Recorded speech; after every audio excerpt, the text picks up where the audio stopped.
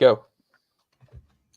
Hello, everyone, and welcome to this session of the Lucid Deep Dives Roundtable discussions. Today, we have a super interesting topic and an amazing panel of knowledgeable lucid dreamers and dreamers, which is a difference which we're going to be discussing a lot today, because the topic is mindset and focus on lucid dreaming. What does this entail? I think that a pretty basic overview of it is that most of us here have quite a big focus on lucidity specifically within the community rather than dreams in general, in terms of end goals and in terms of discussion and in terms of techniques and etc. Today, and in the past, we've been discussing a lot on whether or not we should have this emphasis and what might be a better emphasis or mindset to have towards lucid dreaming in general. So I'm going to open this topic with the first point, which we have compiled of 5 points. How focusing solely on the end goal of lucidity often causes demotivation due to getting no enjoyment out of the process that it takes to get there, to get to your goals with lucidity. This is something that me and Vis and to some extent Cryo have been discussing in the past, and I will now open it. Stifle, you can take the lead. Thank you very much, and good afternoon, everyone. I hope you all having a good day. And to me, I see as like probably one of the bigger issues with lucidity and losing motivation. Of course, there's focusing on lucidity, but I think it's more focusing on results or a lack of results. In people, it's very easy to focus on just the end goal and not pay as much attention to the process of getting there, as well as to a lot of people going in kind of don't understand the skill aspect of lucidity and lucid dreaming training, and so they see these results, they see like this end goal, and then they get very frustrated because they're not getting there quickly. When instead of focusing on just the end goal, focus more on the process and not the actual end goal of getting there, because just focusing on that end goal can be pretty stressful. Set more reasonable expectations for yourself and, have those sort of short, medium, long-term goals as well. And so just focusing on getting lucid and the results aspect can be demotivating, especially if you're not getting quick results, which is pretty common for a lot of beginners. Good point. Vis agrees. Yeah. Curious, you can go ahead. Yeah, I completely Right. agree with that. In Atomic ahead, Habits, that's one of the things. Wait, can you just... We're doing the hand raise thing, so all right, yeah, okay, sorry. Curious, you can go ahead. I'll go ahead. All right. So in Atomic Habits, it talks about this, like focusing on like the end goal instead of the systems you're going to do to get to that goal. And that usually is like what separates unsuccessful people from successful people. So like focus on your way of getting there. And I would say if you're like really wanting to like get motivated, focus on like the content of your dreams and like get a lot of enjoyment out of them. Like start like saying to yourself that you enjoy them, and that's that. I definitely agree that everything needs to be seen as a process. I think that the blatant focus on lucidity does cause demotivation because of the fact that people do have... I mean, like, we aren't going too much into this because this is essentially a negative assumption that someone is, like, essentially misinformed. But some people will believe that, techniques, you do them once and then you get lucid once or something like that. If you do mild one day, you're going to get a lucid dream instantly that night. Of course, even with that aside, which is definitely a bad mindset because it is a whole process, and even if you do accept that process, I think that your chances, if you aren't getting the results that you do want to see, even if you understand that they're going to come at some point, you might feel demotivation due to the effort that you're putting in or the results that you're getting out, regardless of how you see this process. And I think that the solution to this is understanding, really getting to know and understand your dreams for how they are and appreciate them for how they are, rather than putting so much emphasis on lucidity, because dreams are part of the process, I think, is the key point here. Dreams are such an essential part, non-lucid dreams, and the very fundamental of lucid dreaming is dreams themselves. That if you learn to understand and appreciate and know and enjoy your non-lucid dreams, then that will make the whole process way easier.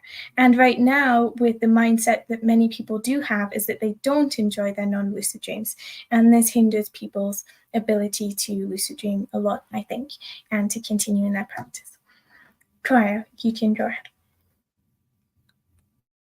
I liked how you mentioned techniques there, as like people have this understanding that they'll do a technique and the technique will just like be the thing that skyrockets them in their like success with lucid dreaming. And it becomes so weird, like it's hard to really communicate because different people have different definitions of technique. Some people, when you say technique, they think of like all of our like acronym stuff or like really defined like things, and then other people, when you say techniques, they'll just think of anything that like works to get you more lucid dreams within the sphere of lucid dreaming.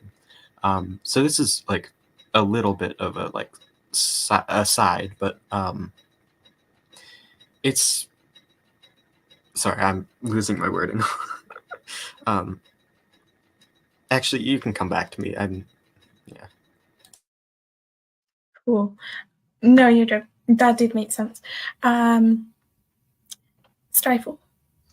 Yeah, so yeah, kind of just feeding in off of a bit of what you said, this is just a good reason why defining our terms is really important, and why when I talk to someone on Discord or Reddit or anywhere like that, I never assume when someone says they're doing something by a term that that is my understanding of that term, and I always ask them how you're doing a thing or what exactly you're doing, and want details because of just like the common misconceptions, and just making sure we understand terms the same way, because that's the foundation of communication, is having that sort of shared understanding is really the essence of communication. But anyway, back to the whole kind of the mindset thing. Enjoying, dreams is important. I think one thing is like people often just use the one thing I don't really like is people just use the terms normal or regular just to refer to non-lucid dreams, and I always just use the terms lucid and non-lucid. I don't apply the normal slash regular to either lucid or non-lucid dreams. To me, they're both pretty normal, and to me, my chief reason for lucidity is enjoyment, and I enjoy a lot of my dreams. Non-lucid dreams and lucid dreams are a lot of fun. I enjoy them, but I definitely think that that's enjoying your own dreams is kind of important. I think just like the chief reason that people lose motivation for lucid dreaming is honestly just leaping before looking. I mean, you can account for the vast majority of drop off in people who quit lucid dreaming. Not all of them, but for probably 60 to 70% of them drop off initially because they're just not aware of what it actually takes, and they're misinformed, and they think it's just something that's going to happen to them instantly, and they lose motivation quickly because they're not actually prepared to practice or train a skill. And then you have some of the other people who drop off later because they actually had been practicing for a while and just haven't been getting results and get kind of demotivated that way. I think enjoying your dreams is definitely helpful. Anything that can reduce your stress, so not worrying about the results you're going to get, because stress is definitely a real killer and a real hindrance to getting success with lucid dreaming and with other things too. But yeah. Perfect. So before we go to conclusions, everyone can start thinking of them. Cryo. I'll keep this really quick because, like you said, we do want to go to conclusion soon. But it's important to think of with lucidity, a lot of people want to get lucid dreams so they can do interesting stuff in their dreams. But they don't care about their regular dreams, which is like it shows a mindset with that's like way overemphasizing lucidity, because lucid dreams are just dreams in which you know you are dreaming. Unless you are looking forward to the stuff that you want to do, like you're looking forward to like knowing you're dreaming while you're doing that stuff. Not regular, sorry, I know Skyfall just said that. Non-lucid dreams, it's just a habit to say that.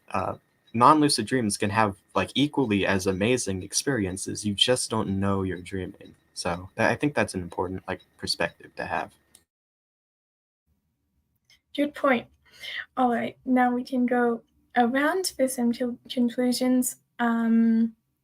Just to start off, and then I suppose I can go to V's next. I think that what we've gotten to so far on this topic is definitely just the idea that demotivation comes from very like different aspects and not necessarily just from an emphasis on lucidity, and an emphasis on lucidity isn't too much necessary. How one can apply this is also another question, which I'll go to V's, see what he has to say. Do I move on to point 2 now? No, well, do you have any conclusions for this one to share? Conclusions.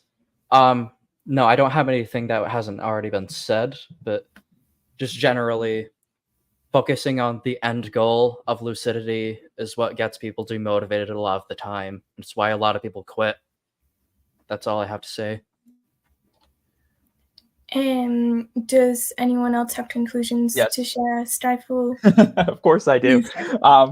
But yeah, I think, because there's a fine line. I don't think it's focusing on lucidity that's why the vast majority of people leave. I think it's really the not understanding the nature of it, the misinformation, but that's another topic altogether.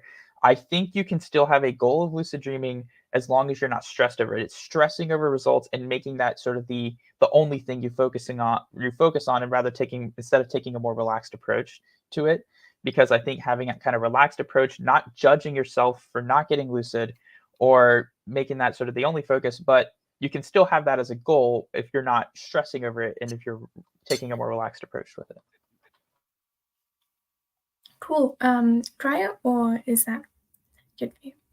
I've got pretty much nothing to say that hasn't already been said. I mean, I have some stuff, but it's more relevant for later in the discussion.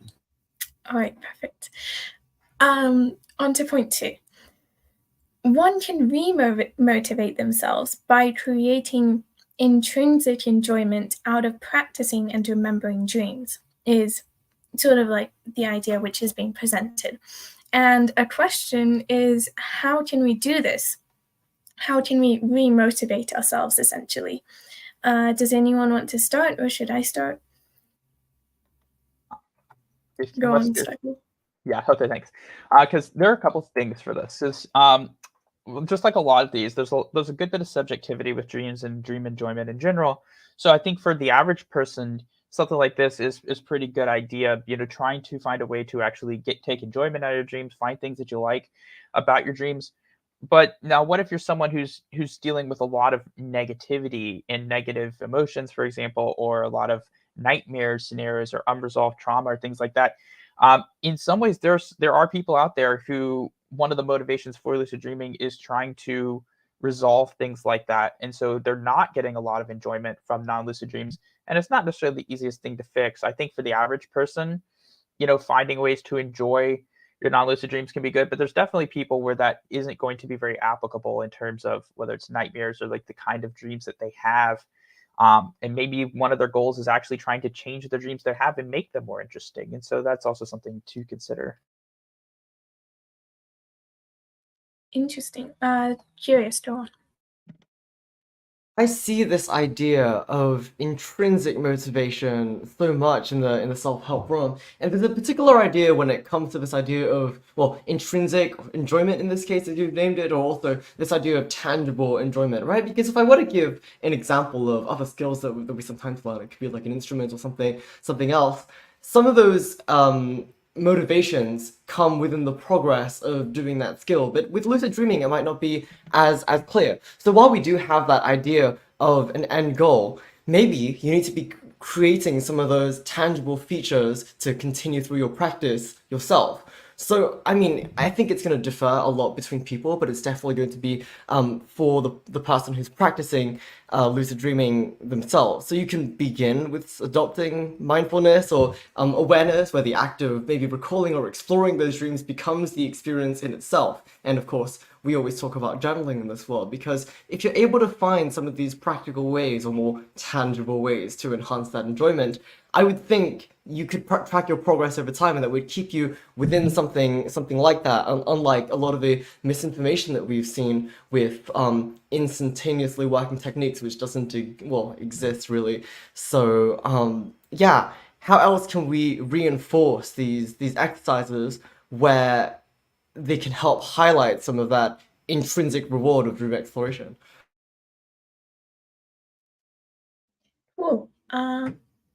What I've been noticing, I think, sort of going off of Stifle's point a bit, was that the idea that it's not so easy for some people to get this intrinsic enjoyment out of their dreams is a point which I hear all the time. I mean, me and some other people have quite often been like bringing this discussion up in public chats on Discord, and then it ends up that some person will mention, well, I would try to like my dreams, but I simply don't like my dreams. They're boring, or they're not interesting, or they're not fun. They could be nightmares, or this or that.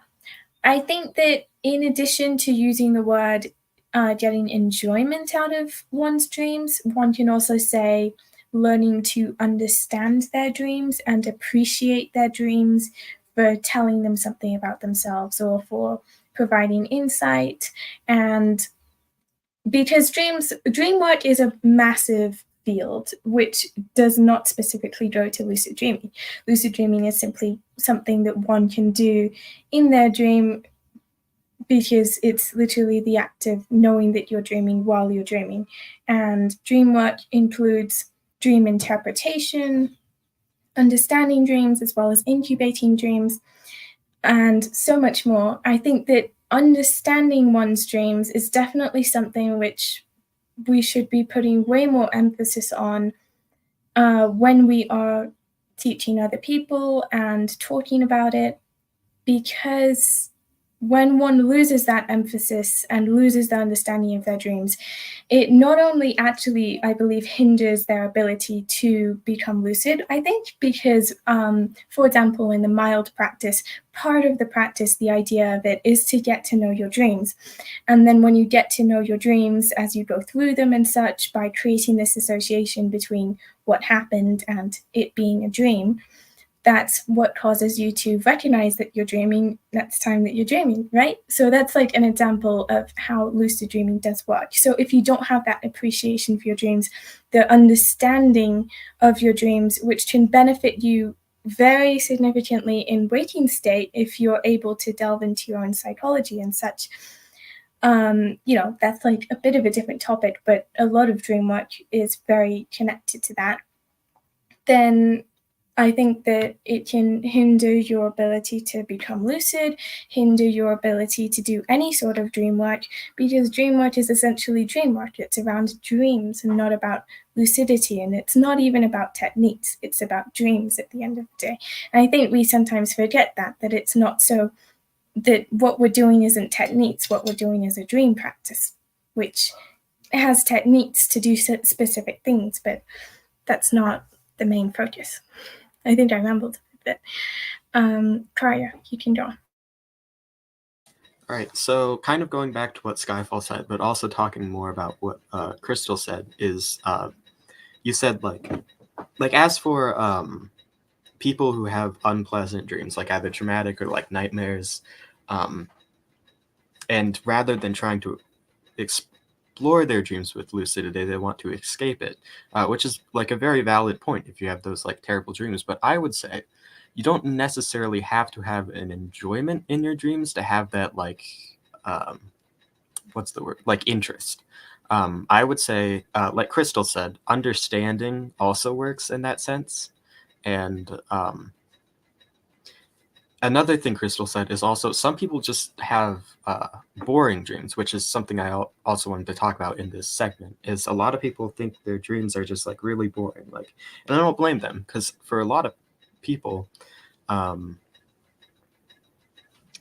their dreams are just a random smattering of like plots and ideas that don't really make any sense. They don't apply in any sense to their like waking life. So they just kind of like, it's hard for them to find interest. And something that I would recommend is like connecting your dreams, like trying to see which ones are like similar, which ones are like, that seems to work for a lot of people. I don't know how, like, I completely lost my wording.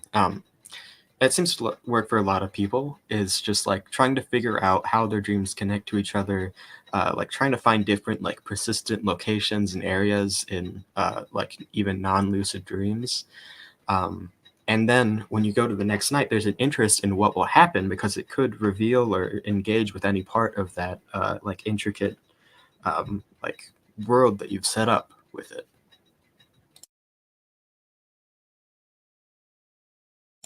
You can go to the next thing now. All right, perfect. Yeah, that's cool to hear. Night Owl, you can go ahead. And it's nice to see you here. Hey guys, sorry, my camera's backwards, I guess. But I just wanted to chime in with something you said, Crystal, that this is a dream work practice. It's not just about lucidity. It's not just about techniques, right? So the proper mindset is really to just enjoy your dreams. And I love what Skyfall mentioned earlier. He said something along the lines of, there's a difference between lucid and non-lucid dreams. And I use some terms. I like to say waking life versus the dream world, right? So for me, the perfect dream work practice involves augmenting and even enhancing your waking life experiences.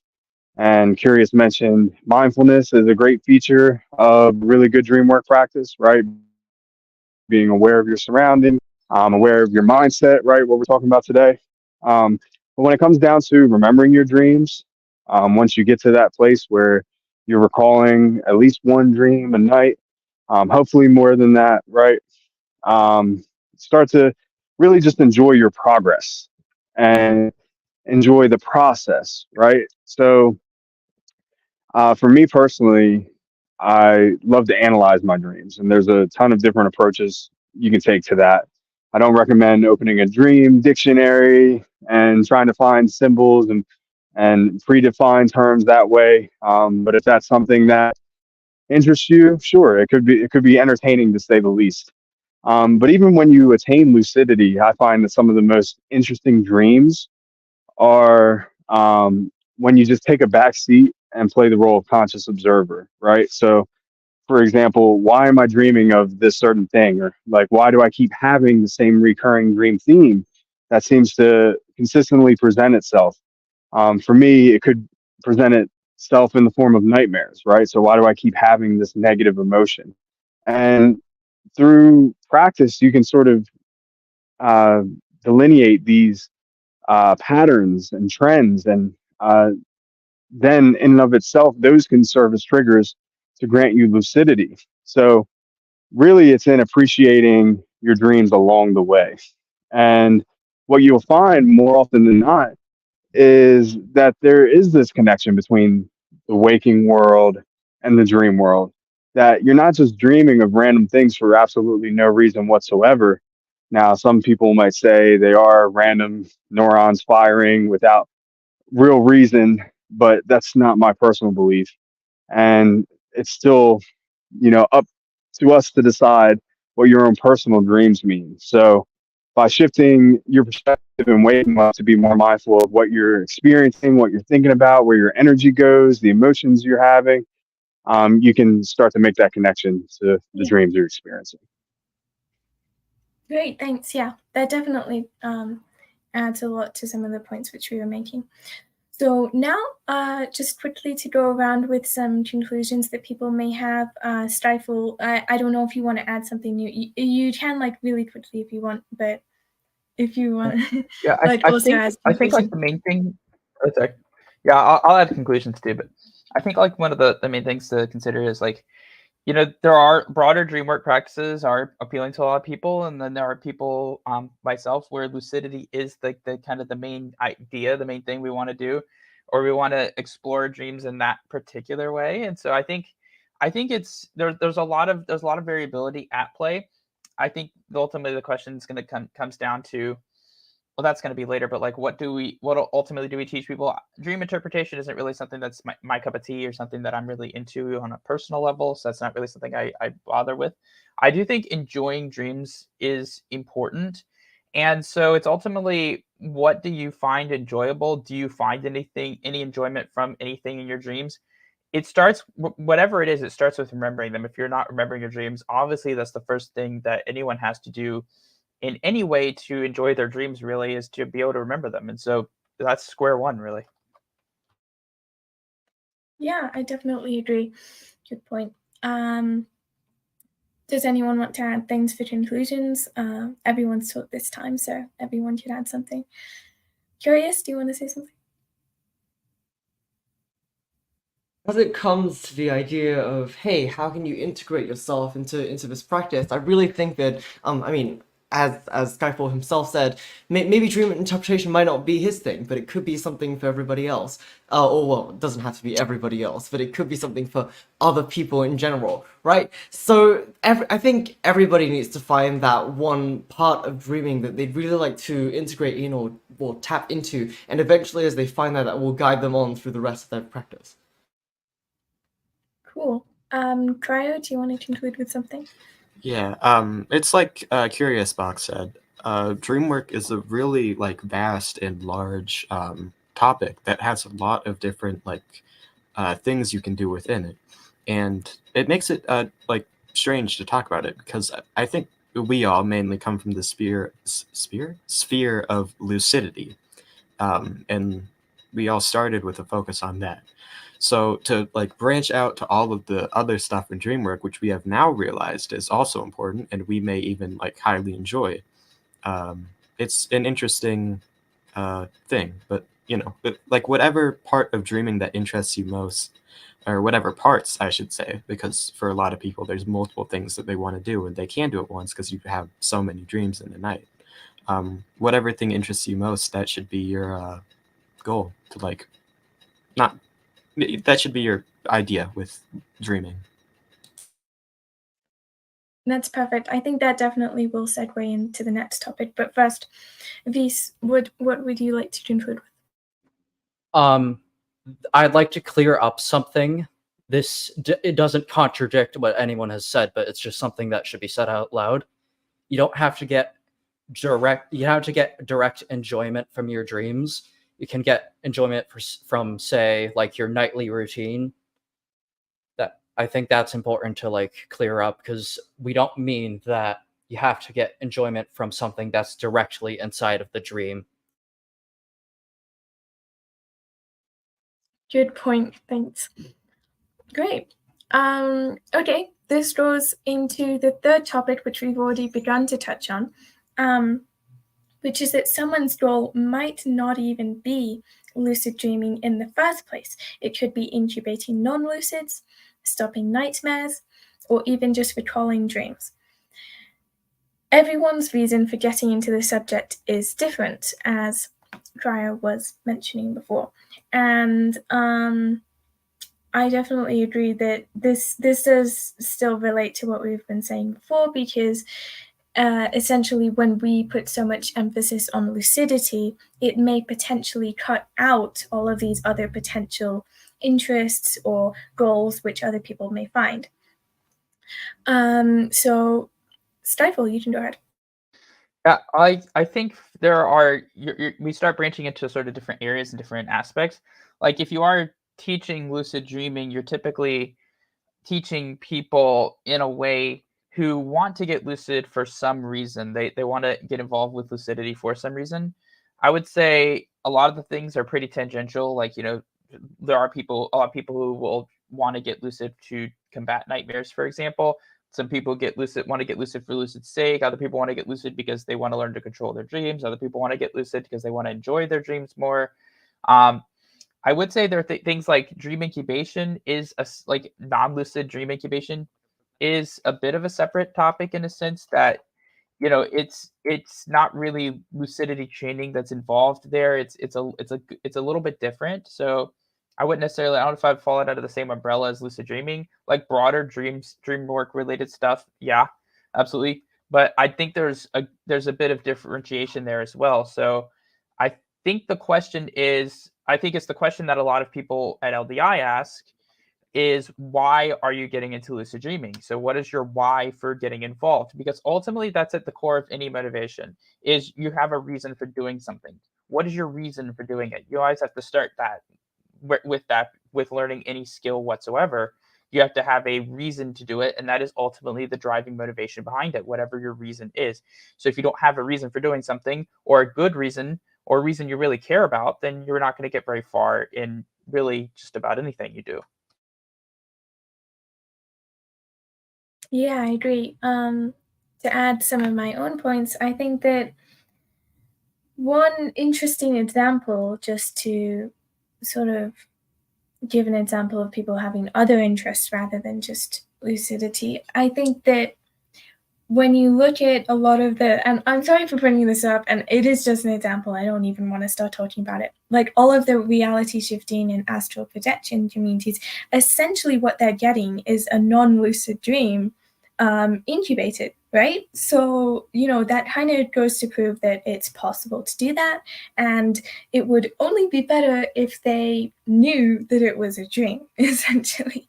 So I think that there's just so much potential with this incubation practice and methods and this and that, where it's not so necessary to put emphasis on lucidity for results, and it's not something which everyone wants to do. And I often find it quite surprising that so few people in those communities even really know what lucid dreaming is, which is just kind of sad to me because honestly, it's it's just knowledge which should be out there, especially for people who, even if they refuse to believe that what they're doing is dreaming in one way or another, I think that one can still be interested in the topic of dreams, right?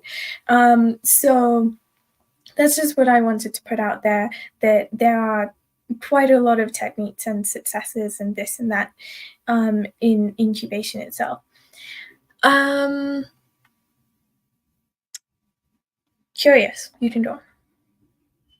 I would want to think that, I mean, all of us here, as we're speaking right now, we are most definitely lucid dreamers, but within the rest of the different types of dream work that they are, I think they're just like different branches of science. Like, they're all, well, I mean, it could be one form of analogy, but there are so many ways to divide up something like this. And I've particularly seen some things, I mean, we can go all the way back to culture. We actually had an event, a live stream on history and culture that I did a section on before. But apart from that, I'm just trying to think how some other ways that people might seek to incubate those non-lucid dreams. And one of those things that I might bring up is health or mindset, or even, I mean, nightmares is actually a very, very typical one.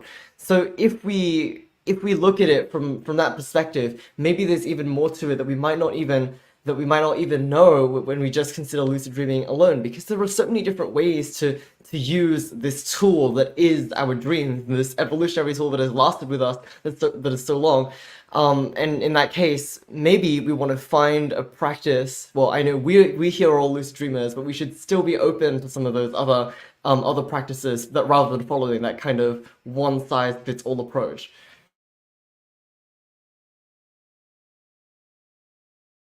Yeah, perfect. That does make sense. Cryo, you can go on.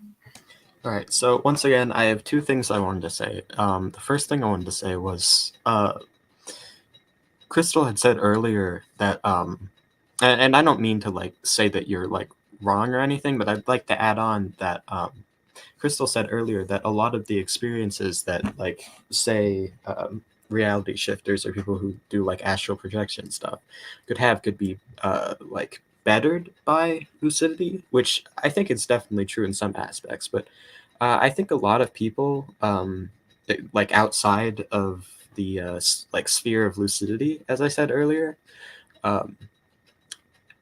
care about non-lucids more than they do about lucids. And it goes along the lines of something LeBurge said once. I'll keep it short, but like he had a dream that was basically around the topic of like death, but because it was non-lucid, there wasn't this idea of like, okay, but it's death, but I'm gonna like wake up soon.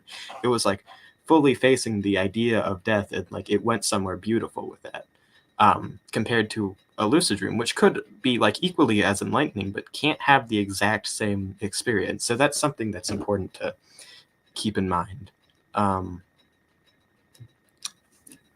And the other thing I wanted to say was, I think incubation is right now just generally in the world very like slept on, I would say, because the practice for it seems like it could be and probably is as deep and like involved as practice with lucidity or recall. But because it's something that doesn't have much like direct research into and not much like direct work into quite yet, we don't entirely know like all of the stuff that could make it as easy as possible for people to get into it. So that's important to keep in mind going forward, that I do think induction is like, or not induction, incubation is a like topic that needs more discussion in the future. That's all. Cool. This go on. Oh, never mind. Don't worry. I think that we can probably jump to conclusions now.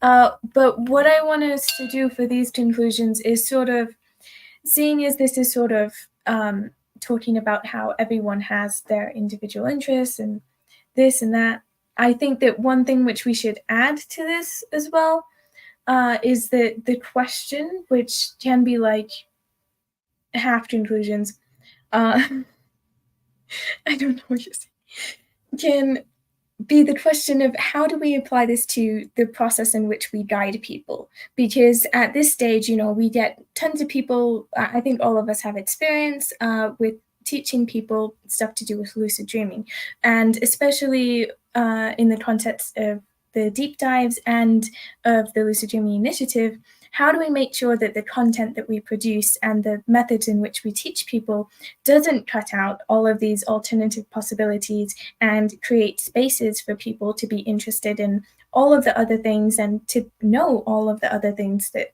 people can do with their dreams.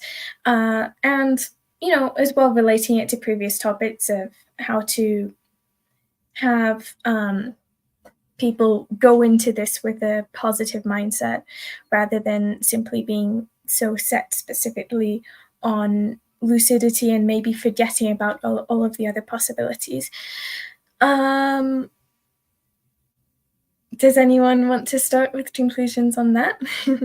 Or with simply comments on that? Stifle, you can go. Yeah, I think it ultimately comes down to what someone is interested in.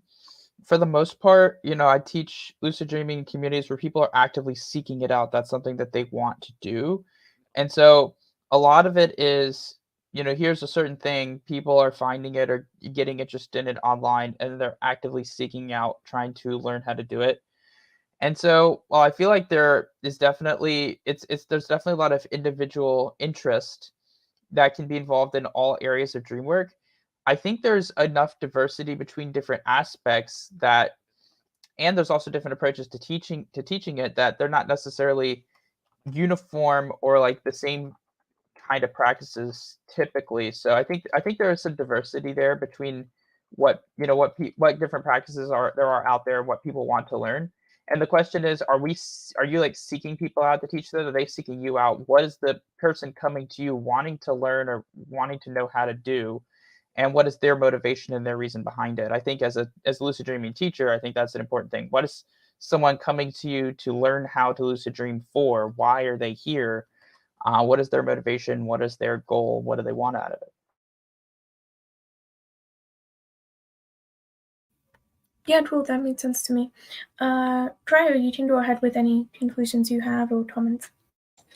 Yeah, I agree a lot with what Skyfall said, but from a more practical like standpoint, talking about the communities right now, The main like online community with like lucid dreaming, or like dreaming in general, but I say lucid dreaming because I'm talking about Dream Cafe here, which seems to be the main online area. It's the most active, most big. A lot of the people, I would say most of the people coming in there are coming in from ELD, which already sets up that bad mindset of such an overemphasis on lucidity without the emphasis of dreaming itself.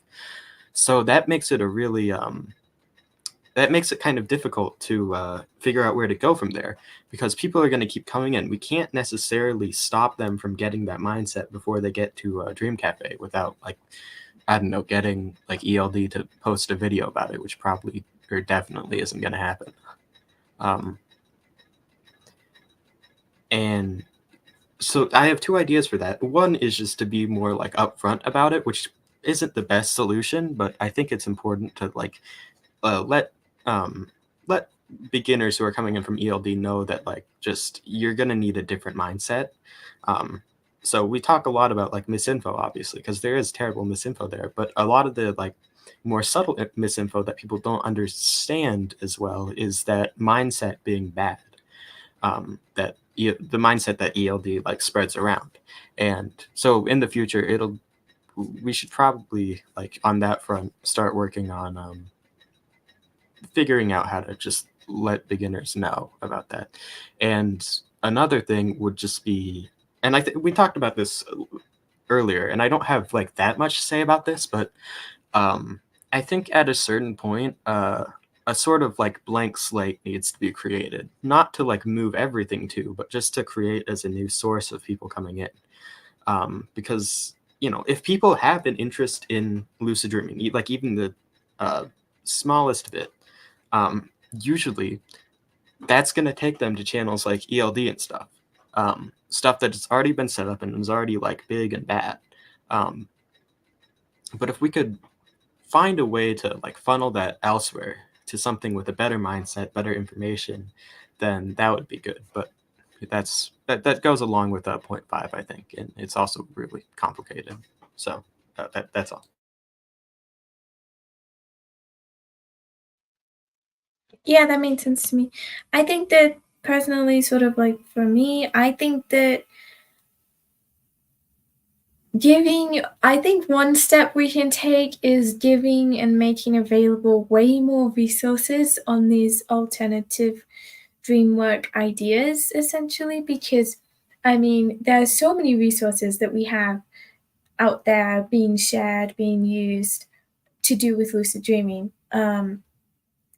And there's not a lot. I mean, there are some things on incubation, don't get me wrong. There's a lot of stuff on incubation for lucid dreaming, which is a whole other topic, because that's kind of debated in the term as well. And there's a whole lot of stuff out there, you know, of techniques, but there isn't a lot, which is, for example, how to get to know your dreams, how to interpret your dreams. And I think that Vise has been doing a good job in like sort of getting the topic of mindset itself sort of out there and known, even in the Dream Cafe server, writing out that guide, which is there in the resources channel. So I don't know. I think that we can definitely sort of make things more available and talk about things more is one way to put it. But I think that there's a lot of stuff potentially that we can do with how we try to present things to people in the first place.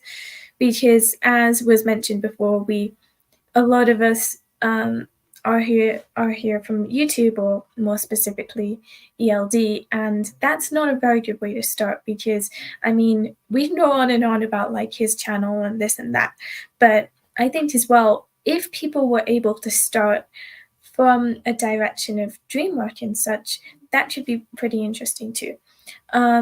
Vis, you can go on a bit related to incubation if you want to. I don't know how much though, because that's not the topic of the discussion, but if it is relevant, go on. I think there is enough resources to do stuff with incubation, because technically mild is just a form of incubation. I don't want to get too much into it, but if we just like read reform mild as an incubation technique that can also be used to incubate lucidity that could support more people rather than the ones just looking to get into lucid dreaming, but people who are looking to dream about anything at all. Oh, cool. This definitely ties into the next topic, and I think that does make a lot of sense to me. So topic 4, which I'll have us go right into, our current communities hyperfixate on lucidity, which reinforces the aforementioned bad mindset. Well, the previous discussion which we've had about the mindset issues which can come up. The resources should be reformed to instead give people the tools they need to do whatever they wish with their dreams, rather than solely designing techniques with the purpose of attaining lucidity. I think that ties into what I said before as well. I accidentally jumped into that topic because it seems we've written this to flow a little too well. So I think that on the topic of what V says, yes, the idea of potentially reforming techniques that are essentially directed towards lucidity could be directed towards any form of dream work, which I think is a very interesting idea and could also tie into some of the techniques used by RSAP people, which I just thought I'd mention. Stifle, you can go on. So yes, I'm going to push back a little bit on one of the things. Mild's not really like an incubation technique. It's, in fact, there's a common misconception about mild that the dream scenario that you're actually imagining is what you're going to dream about, or that you're going to re-enter a previous dream. That's a pretty common misconception. In that sense, it's not actually really an incubation method in that sense of the word.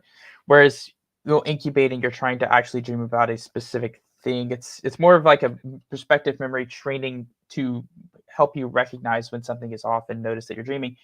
But that point aside, again, I don't know if the problem is really the lucidity, quote unquote, mindset. Like, of course, the end goal and hyperfixating on it can be an issue. I think ultimately the stressing over lucidity, or in that case, like having lucidity as a goal or as a driving motivator in what you're doing isn't a problem. It's all about how you approach that. It's about, is that is that really something you're stressed out about? Are you stressed over getting those results, or is there something else at play? I think lucid dreaming for the sake of lucid dreaming and having a goal to be getting lucid isn't a bad thing if you approach it the right way. And I think that's where the split is, because people don't approach that the right way. And I do think things like dream incubation, I think dream interpretation is its own thing. I think that's actually kind of a separate thing. Um, and incubation is kind of its own thing too. Again, that's a different mindset. You're not looking to develop mindfulness and awareness. There's another thing you can talk about. Okay, well, what about waking life benefits? Okay, what about mindfulness and awareness during the day, being more present and involved in what you're doing? What about those types of things as well to consider in terms of a full-on like lucidity practice and being more mindful with your own life and your waking life as well? Because there are other benefits outside of dreaming that can apply to lucidity as well.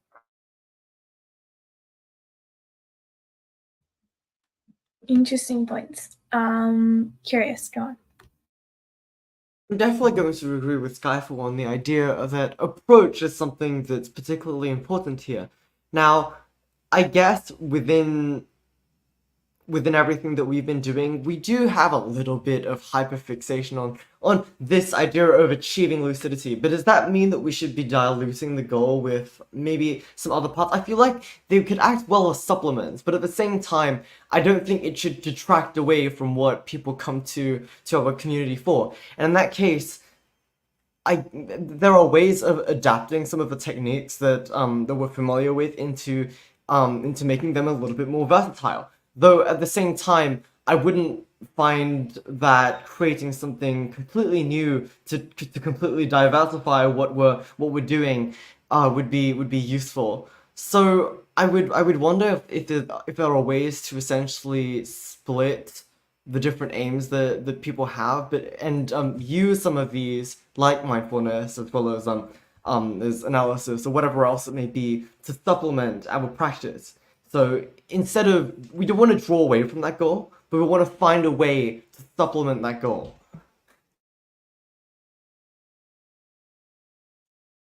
Interesting. So I have a lot to add to what has just been gone over. I think that, so what Stifle was saying to some extent was that the focus on lucidity or having that as a main goal isn't the issue. I think that it essentially doesn't necessarily have to be the issue, but the vast majority of the time, when one does put such an emphasis on lucidity, it does end up being the case that one would leave other things behind.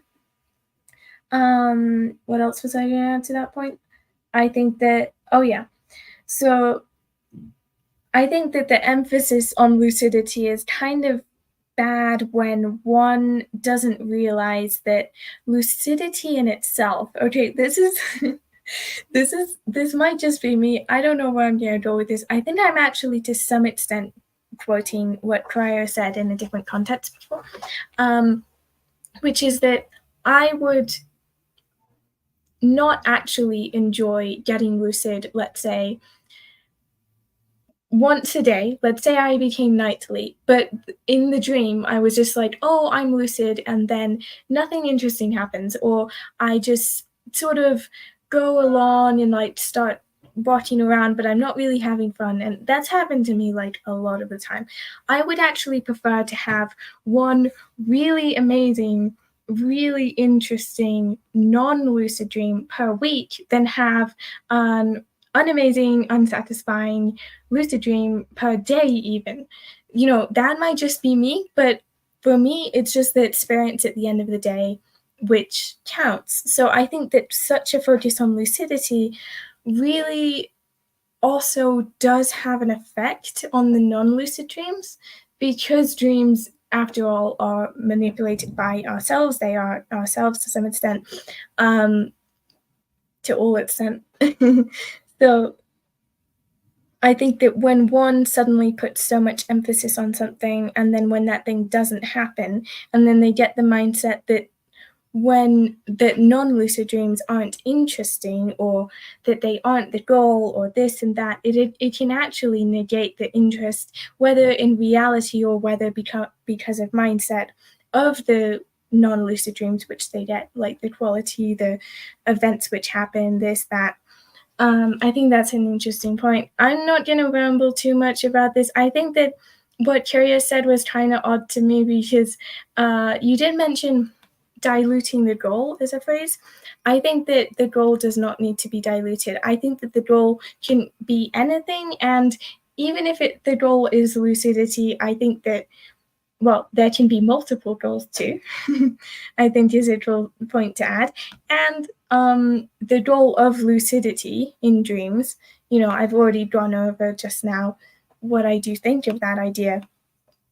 The goal of lucidity will require all of these other aspects as well, because recall is essentially about non-lucid dreams. So, you know, that kind of sets an alternative goal as well at the same time, because you want to be recalling non-lucid dreams to get lucid dreams.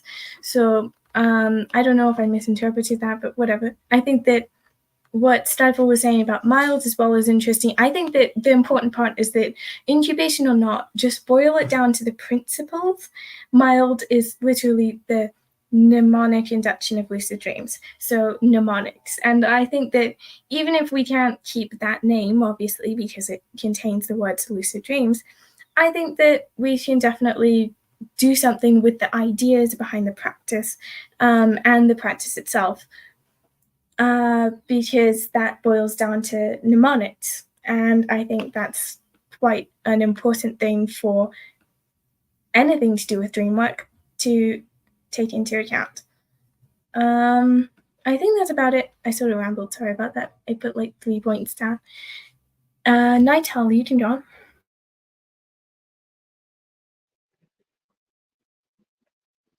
All right, so I love the back and forth, and especially where we don't necessarily agree. I know there's so many different opinions, and this is such a subjective field that it's worth continuing the conversation. And I like how Crystal just said you can have multiple goals at once, right? But there's goals, and then there's desires, there's wants, needs, and priorities, right? So it's like, where does lucid dreaming fit into that spectrum of things that you wish to happen? And an important takeaway is you have to enjoy the process, right? Because so many people want to jump right in and say something. I hear this every day. Give me the easiest technique to get me lucid. And it's like, well, what are you doing already? Right. And so often I see Skyfall on Reddit asking questions, probing more like, well, how is your dream recall? What is your goal? Right. Why do you even want to become lucid? And those are all great starting points, because if your why isn't strong enough, then you won't be able to withstand all the hows that get you there.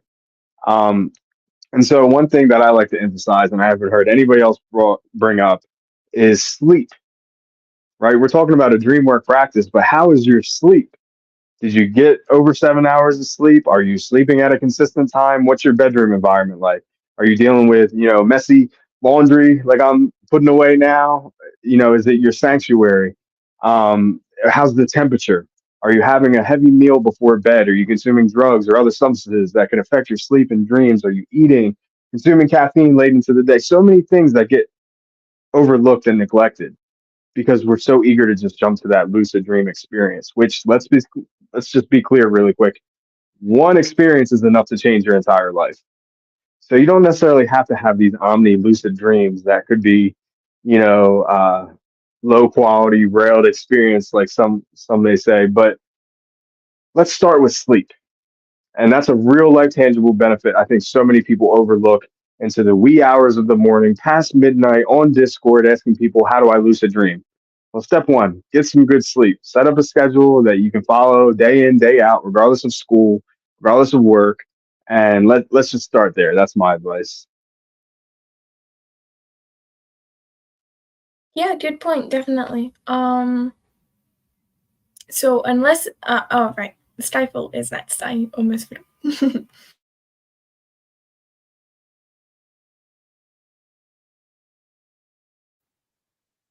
All right. You call me? You call me? Yes, I did. Excellent. Yeah, my Alexa was going off. Anyway, so basically, to say something like a Supreme Court justice might, from your earlier statement, Krista, I'd say I concur in part and dissent in part. I think the part that I agree with is like being so focused on getting lucid that you like neglect any of your dream experiences is an issue, absolutely. But having a goal of lucidity that drives you to enjoy your dreams and to think more about your dreams, and that goal of lucidity as an end goal, as the reason for you doing these practices, as a driving force to get you to keep a better sleep schedule, like Night Owl and I were just talking about, to take more care of your dreams and to pay more attention to them, to be more mindful while awake, to have all these other benefits. There is you have that same almost kind of quote unquote mindset in a way, where the same, well, actually not really the same mindset, the same goal. You have the same end goal of getting lucid and having lucidity and achieving different dream controls, and you have your short, medium, long-term goals, which are good to have. And there is an unhealthy way of thinking about it, and there's a healthy way of thinking about it. Same goal, same idea, and two different approaches. And I think that's what the real debate is what is the best approach. And you don't have to incorporate all the other practices and things that we're talking about to have a healthy approach to lucidity. You can if you want to. Again, this is a very subjective, very personal thing that each individual person would have an inclination one way or the other, or whichever way they choose to go. But ultimately, the way you think about lucidity or the way you approach it, it does come down to sort of what your end goals are, what your personal motivation is, and are you approaching it from, kind of like a healthy mindset of a way where you're using it to enhance yourself instead of like as an escapism, for example, which is not a healthy motivation. And then I think the other thing is, again, I still think that stressing over results is the negative mindset. I don't think lucidity for its own sake is the negative mindset. I think stressing over results and that being the hyperfixation, like we talked about, I think that's the negative mindset. And that's where a lot of people fail, is because they stress over results or they beat themselves up over not getting lucid, and they ignore what is happening if they are having decent dreams or not. And it ultimately is a very individual thing that it ultimately comes down to. But yeah, having good, healthy sleep is an important part. Lucidity can be a powerful motivator if used in a healthy way. It can motivate you to get a consistent sleep schedule. It can motivate you to develop more mindful waking life experiences, to be more aware of what you're doing, to be less autopilot, to be more involved in your daily life.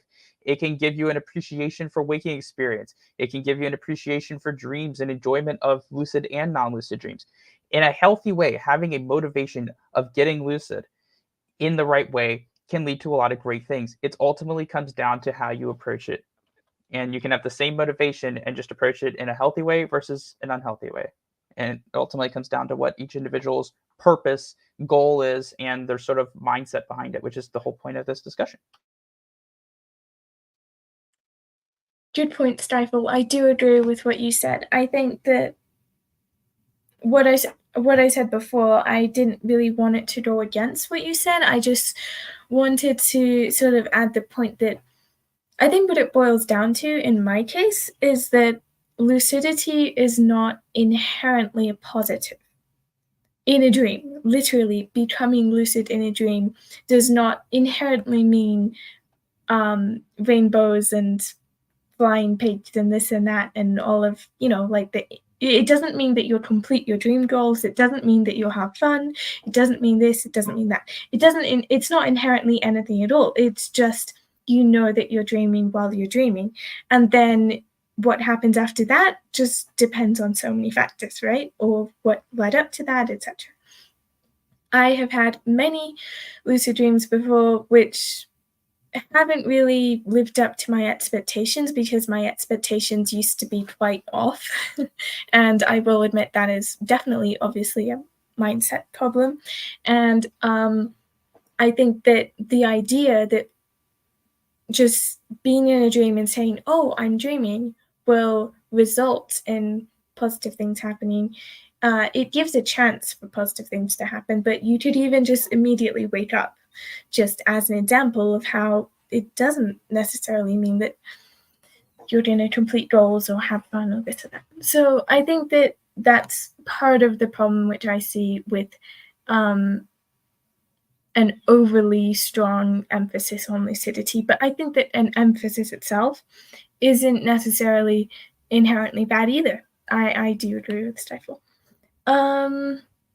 So we're sort of over time, and I will apologize for this. We do have one more point to get to, so unless anyone has, I'll give people a few seconds to say if they have any conclusions to make on this point, or else I'll go on to the fifth point, which is almost like a conclusion in itself as well, because it ties it to the community. I will take that as no one having any additional points. So, point 5 is what it takes to grow a lucid dreaming community.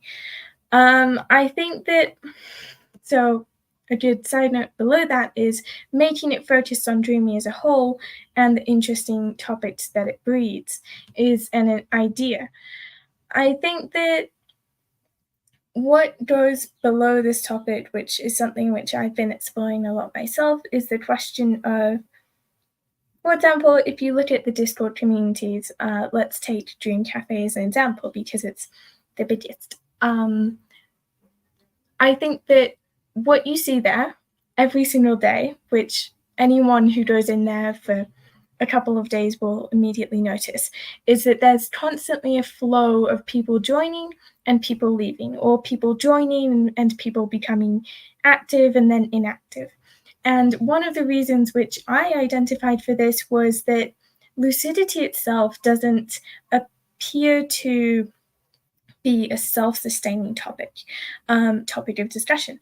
I think that when you look in the chats of that server, and this is sort of just an example and it's applicable to many other spaces, you will see people talking about techniques and people talking about whether or not they got lucid.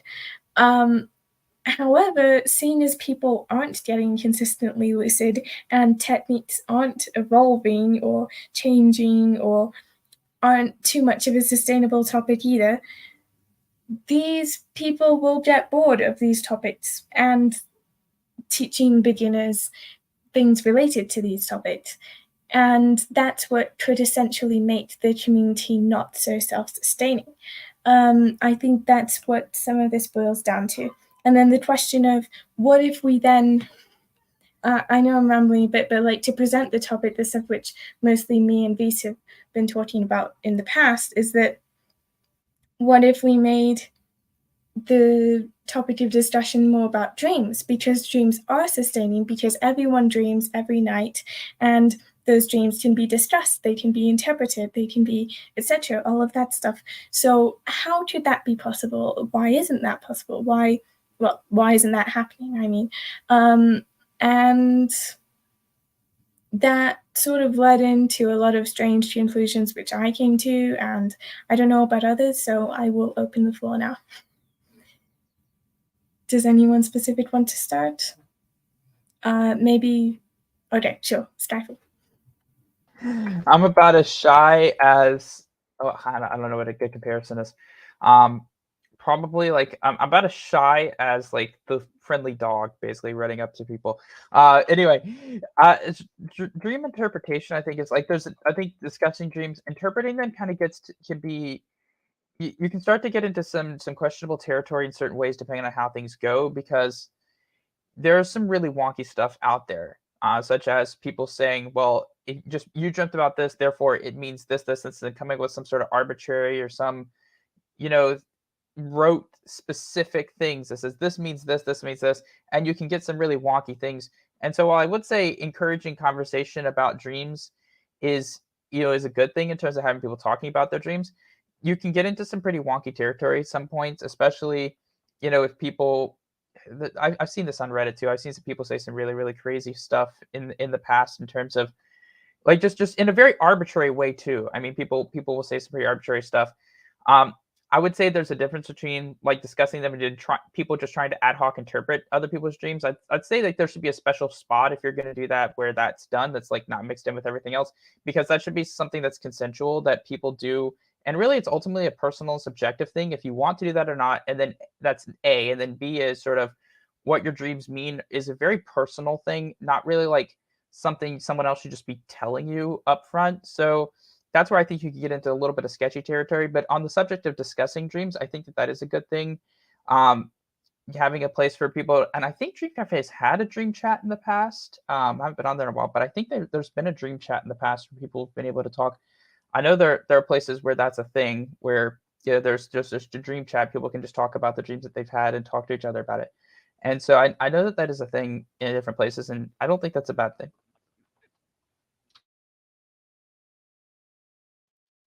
Cool points. Cryo, go on. Talking about the just quickly about the idea of the dream chat that we see in Dream Cafe, and that it's generally very inactive, and that's because it goes along with the whole idea of the mindset that people have that's so like revolves around lucidity and not lucidity plus dreaming. Is people don't really care that much about other people's dreams because it's not like relevant to them. It's not as it's not interpretable to them because it's not their dreams, it's someone else's dreams. Unless it's a dream in which someone was like did a bunch of crazy stuff. But for the most part, the more exciting parts of non-lucids aren't like crazy stuff happening. It's like more in like implications and whatnot. And another thing I wanted to say was, actually, I forgot what I was going to say. You can come back to me if I remember that. All right, perfect. I think that another important point is that people sort of feel like their dreams are a bit private, which might be something which some people disagree with, or I think it is very subjective as well, obviously, in the actual case of what one thinks about their own dreams, but also as an opinion for why people don't discuss dreams. I personally do think that there is a lot of cases of, because dreams are so insightful into oneself, and because of the fact that, in modern day, one might want to reflect on their own inner feelings and psyche and this and that, or one might not want to do so, or not want to do so with strangers on the internet. That definitely could feed in as well. Night Owl, Dawn.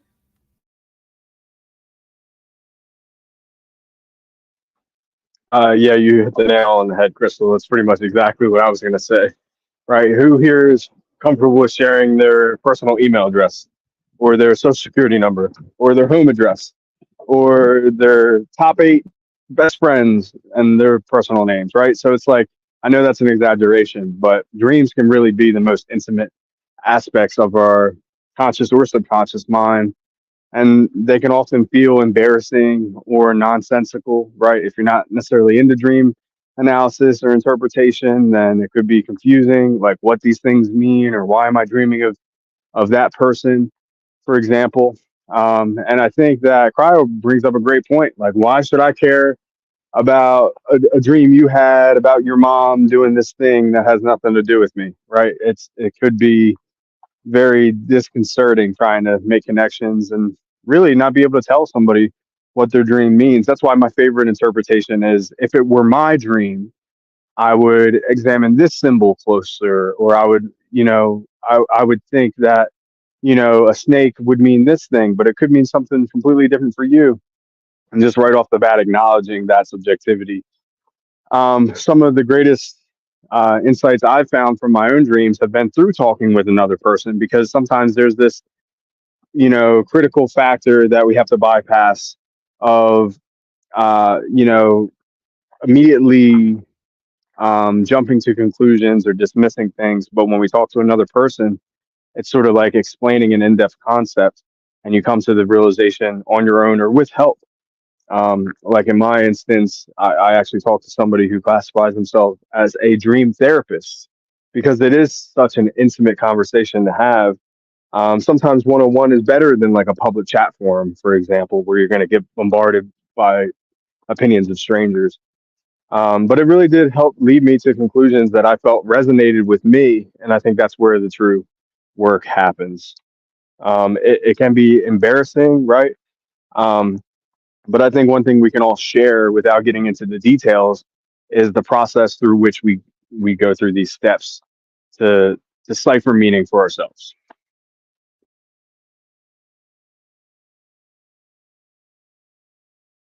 Cool, good point. Cryo, we can go back to you now.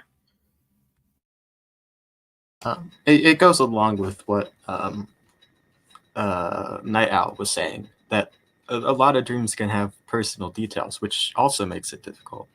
And it was something I wanted to say earlier when Skyfall was talking about how people can be a little too like antsy to interpret stuff, a little too like quick to do that. When a lot of the time people don't want that, and like they come to conclusions that aren't like all too rational and like very extreme sometimes. And I think that boils down more to like a general like shared idea around that. I guess a mindset, you could say, but I feel like there's a better word for it. So I feel like that could be changed with the mindset of like, if people understand that it's not necessarily the best like idea to just go crazy interpreting stuff when people like, it's not like a good idea. Then yeah. And the thing I wanted to say with how like personal dreams can be is yeah, like I agree with that a lot. A lot of the times dreams don't care about what you should or shouldn't share online. They just care about what you think about and what happens in your waking life. So like the context and entire plot of dreams can oftentimes revolve around stuff that's very personal. And at a certain point, it just becomes a game of like what you pick and choose to share, but it starts to kind of ruin a lot of the more intricate things that like, it starts like, if you admit all that stuff, the glue that holds the dream together is suddenly gone. So it starts to make less and less sense and have less and less meaning. So yeah. Great, Skyfall. Alrighty, so hilarity in the chat aside, but yes, dreams are very personal things. They're highly subjective in nature too, because each person's experience is their own. It's your, as the birds would say, dreams are perception unconstrained by sensory input. It's your own mental perceptions, your own mind that is not tied to waking reality, and it is a very highly personal, highly you know intimate experience at times. I can definitely see, there are probably a lot of dreams I wouldn't want to necessarily share. There are things that I'll write down and that I'll log. I log my dreams a lot, and I do plan on my personal dream journal at some point being shared. That's why I keep it. Actually, I keep it for record keeping. But there are also things I can say that people wouldn't just want to share. They're deeply personal dreams and things that people just would not want to discuss or talk about to each other. And I feel like there does need to be a degree of respect and appreciation for that. And I will say, here's another thing, okay? Keep in mind the audience of Dream Cafe, the age groups of people who come on there. Usually maturity, if we're being honest, isn't the top quality. It's just younger people in general. And I will say that talking about and sharing dreams can sometimes be a very mature subject. And so it may not be something that everyone is ready for at that specific age in terms of like discussing a lot of that with other people. But I agree with Night Owl that a lot of that stuff, they can get pretty intimate, and a lot of it is done in sort of those one-on-one kind of therapist client relationships, things of that nature that are more private, more personal. There are people who are more than happy to share dreams publicly, and there are threads and places for that. But people don't want to share all their dreams typically. There's a deeply personal nature to it. And I think there's a balance there between like, what's deeply personal. And then also, you can keep in mind with the age group and maturity of people and just like certain types of topics, you can see how things might get out of hand. I mean, here's a hypothetical. Imagine someone shares a dream and they're being pretty open and vulnerable. And then you have a bunch of younger people who aren't very sensitive or that don't really care to start mocking people and doing stuff that young kids do. Because let's be honest, I would say most people here have been in high school, knows what a lot of teenagers are like. And let's just say we don't all make the best decisions at that age.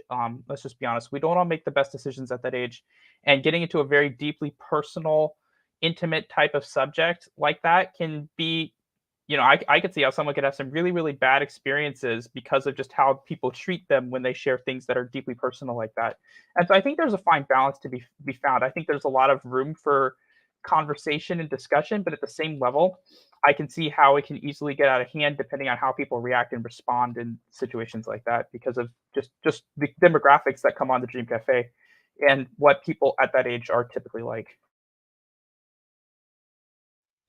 Yeah, I definitely agree. I think that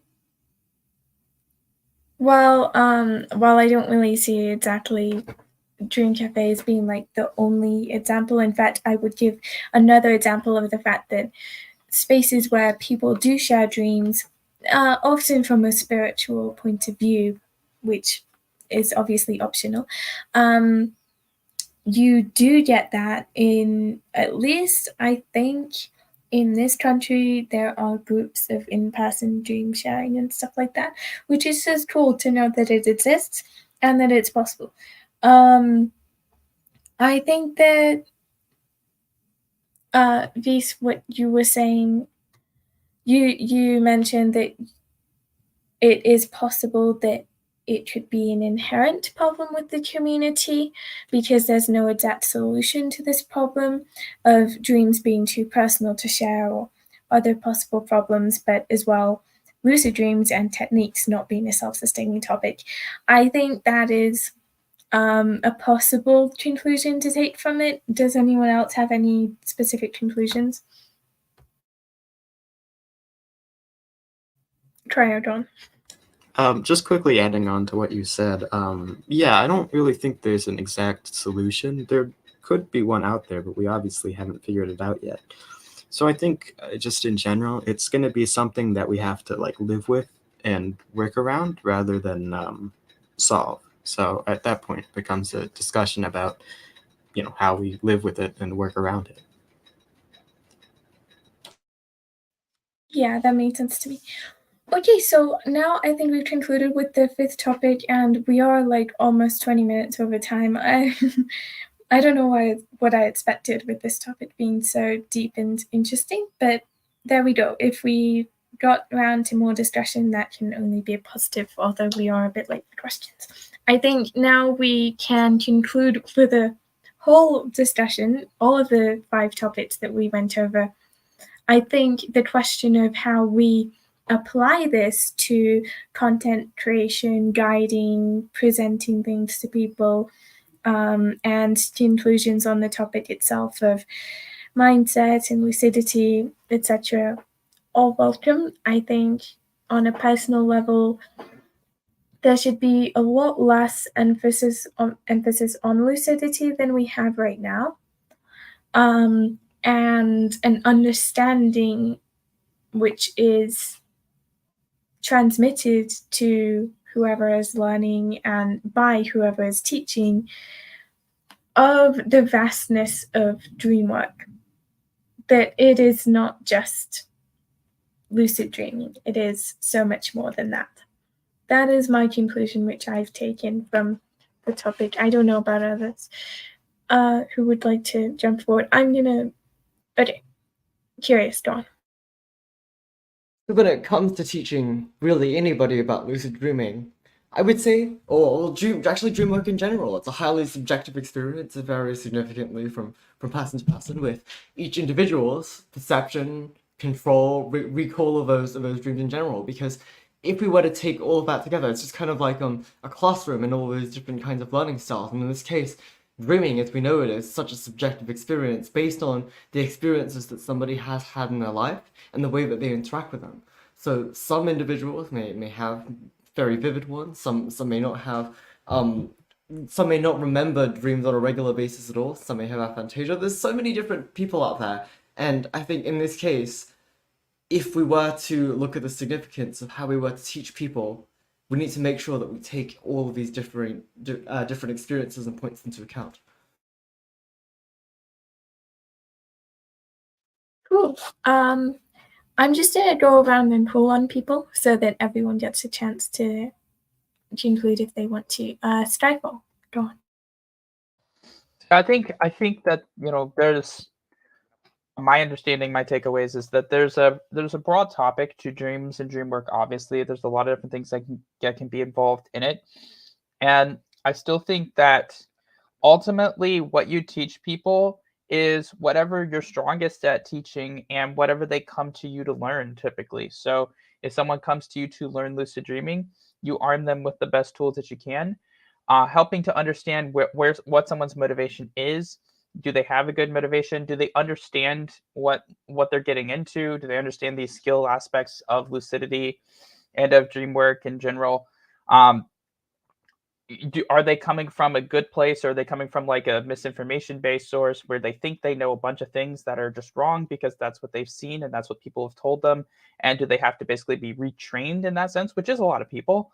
And also having a goal of getting lucid, if approached in a healthy way and a responsible way, is not a bad thing as long as you look at it and approach it in a good way. If you actually use it to improve yourself, you don't discount or ignore your non-lucid dreams, and you know find waking life benefits and use it as a motivation to improve your own life. There's a lot of really good ways to approach that. Try to avoid the stress of getting results or hyperfixating on just getting results, and definitely the self-judgment or the stress that comes from basically trying to learn a new skill. And know that not everything is it's not an exact science in the sense there is science behind it, but it's not an exact science, and it's a very personal experience ultimately with how lucid dreaming goes. Perfect. Night Owl, do you have anything to conclude?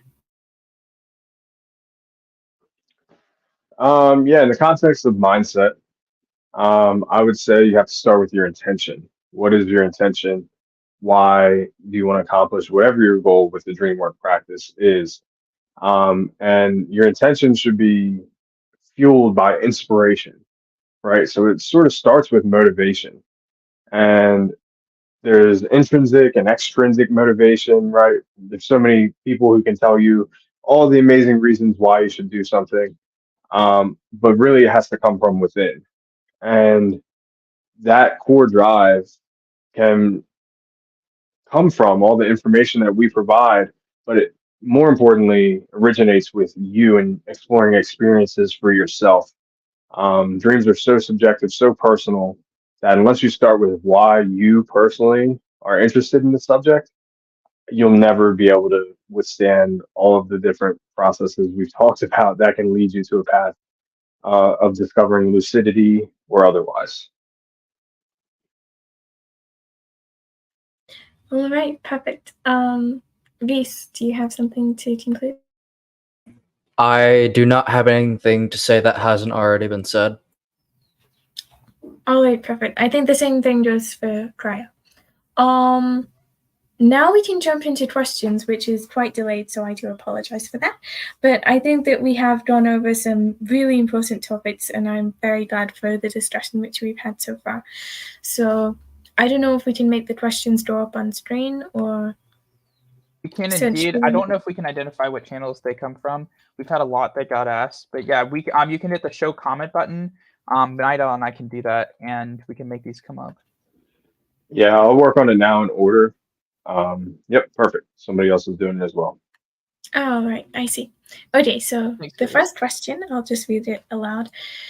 My dreams from Top Movie Moments. My dreams either feel like a different universe or something like a past memory. Got any idea why? Does anyone want to start, or should I jump in? Oh, yeah. First off, what all are you doing to help you remember your dreams? What is your dream? It sounds like your dream recall maybe is not that vivid, or I think this might be a dream recall thing. In terms of like how well are you remembering your dreams? What kind of details are you remembering? If it's a vividness question, that has a lot to do with how well you're actually remembering details. And we're talking qualitatively, like how much detail can you record from your dreams? What all do you do to help you with your dream recall and to remember your dreams? Are you following? We have some dream recall resources linked on this channel, actually, on the different channels that you're watching, whether it's the LDI or the Scaffold My Dreamer or some of the others. We have resources on all the different channels that you could look at for dream recall. But are you doing things like setting intentions before bed, your dream delving when you wake up, tagging dreams if you wake up during the night, journaling them, reviewing your dream journal before you go to bed? What all are you doing to help you remember your dreams? That would be like the first question I would ask you to see, because if you can improve your dream recall, you should be able to improve alongside it your vividness and overall clarity in your dreams. And then the other thing you can do is if you are able to get lucid at any point, you could use dream control, which is a separate skill, but you can use dream control to improve vividness in a dream in the moment if you are aware that you're in a dream and you can, and you're recognizing that something isn't that vivid. I'll say that just to jump in here, I can't look at both chats at the same time without losing my place. I don't know if I can do that actually. Anyway, I think that alternatively, I think dream recall is definitely the top bit here. But in terms of dream control and changing the way that your non-lucids are, you can do that by getting lucid. You can also do that through non-lucid incubation, through incubation techniques. And you can also try to find out why your dreams and interpret why your dreams feel this way, if it is something unrelated to recall, although I think that it is probably recall related. Further down in the chat, the same person said, better explanation for my question. Sometimes I barely feel like the dream has happened, more like a memory that happened a year ago. Not a lot of details and barely remember being there. I think that's definitely going to be a recall issue. At the end of the day, that's probably my take on that.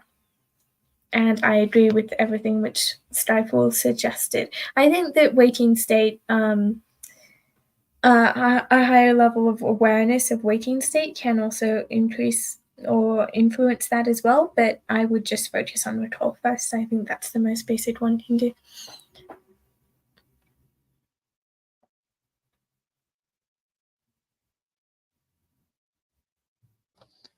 Thank you very much. I believe it was Top Movie Night for your question. And if you have any more questions, you can always leave comments on any of the videos. If we don't get to your, that goes for anyone who's still watching. If we don't get to your question today, please leave us comments. We will do our best to respond to all the comments that we get, and we'll try to answer your questions there. I know I can speak for myself. If you leave a comment on the Skyfall Blind Dreamer page, if you're watching there, I will respond to those and I will answer questions that you have there. I see one other question, which is from, I don't know how to pronounce your name because I see you all the time on Discord. Sherazar or Shiazar? I don't know. Well, the question reads, will SSILD help with increasing awareness in a lucid dream? Does anyone else want to start with this one? Or alternatively, I can start with this one because I actually do really like this technique. I think that awareness inside of the dream isn't really affected by what you do to get lucid in the dream, which technique you use, or if you use a technique. I think that can be influenced from within. However, because SSILD is an awareness practice, it can increase your level of awareness in waking state to such an extent, because you can really amplify it like quite high. And then if that still carries on to such an extent in the dream, which I actually find that it doesn't directly carry on like that, like at 100%, it just sort of makes it higher throughout the dream, and then it will peak at some point, and that results in lucidity. That's my personal experience. I don't know about other people. So I don't think it makes such a direct change. However, awareness practices in general, yes, will increase awareness in general. And, it's important to remember that the essence of lucidity is awareness. So, you already will have increased awareness for lucidity. I understand you would be talking about additional, but I don't know. Anyone else have anything to say? Yes, I think it definitely will increase awareness, but I think it depends on what awareness we're talking about, because in my mind, there's a lot of different types of awareness. There's like physical awareness, non-physical awareness, like meta awareness, and probably more that are like subtopics of those.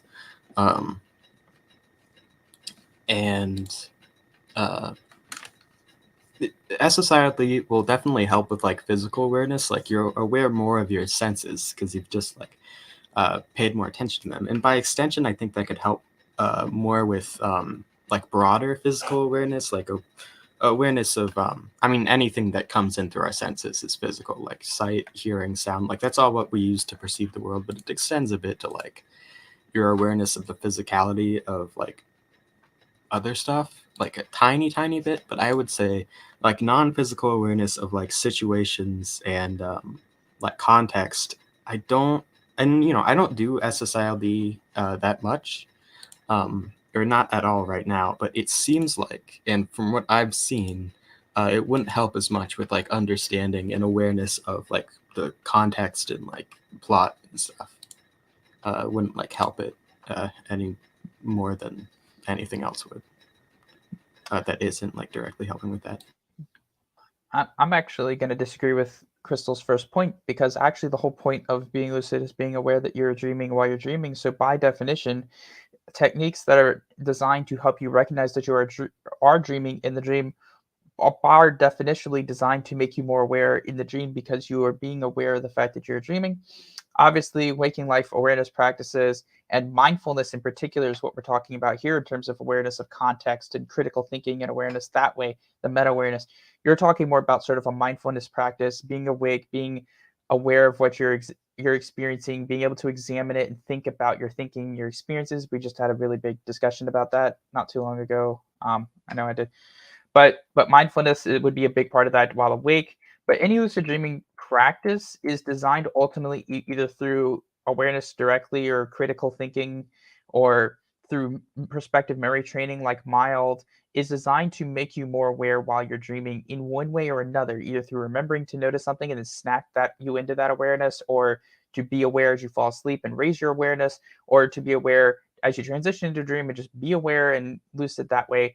Methods for lucid dreaming are designed by definition to make you more aware while you're dreaming. So I actually do disagree with that first point. But I think in terms of being lucid and aware, I think there are some things you can do while lucid to boost your awareness. I definitely think being more aware and alert in waking life can definitely help with your awareness in dreams as well, more generally. So mindfulness definitely helps with that. To just clarify what I meant by that, I think that what Cryo said was super important because I didn't make it clear enough what types of awareness I was talking about. Yes, techniques do originate in the idea of like awareness of state because that's the goal.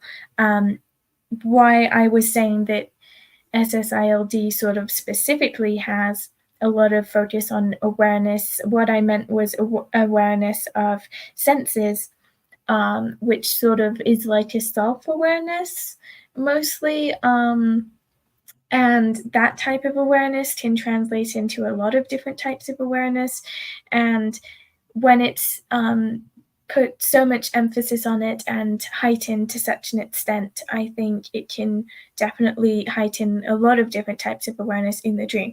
That's kind of what I was thinking of, because it is true, I think, as well, you know, I think we all know that it's important to separate the different types of awareness, and one can be very aware of the fact that they're dreaming without being very aware of themselves or something like that.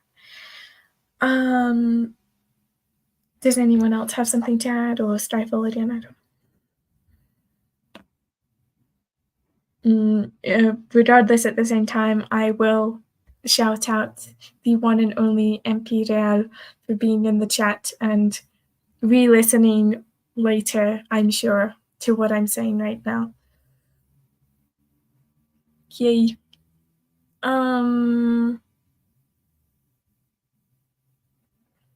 I don't know how to pronounce your name, this latest comment from Rixirogi, thanking us for our time, and I thank you for your time to listen to us as well. The time you take to listen to us as well. Does anyone else have anything to add regarding the question or the topic, or else I will go concluding the session? I move to adjourn. I don't have anything else to add at this point. And yes, I would like to thank everyone who stuck through to the end. Thank you so much for your time. Thank you for watching. We really appreciate it. All right, yeah, perfect. So thank you, everyone. I will reiterate what Stifle says. The session got pretty long, like the time of discussion and less time for questions, although there weren't too many questions. So I'm very glad that we got to talk about everything which we got to talk about and all of the perspectives which everyone on this amazing panel have provided. And I hope that we can definitely take all of this topic to our own practices and guiding and mindsets, because it is so important to take into account. So that being said, thank you for listening. Thank you all for participating, to everyone here. I cannot guarantee when exactly the next deep dive will be, because it used to be the first Saturday and then it got messed up. But I look forward to seeing you all next time.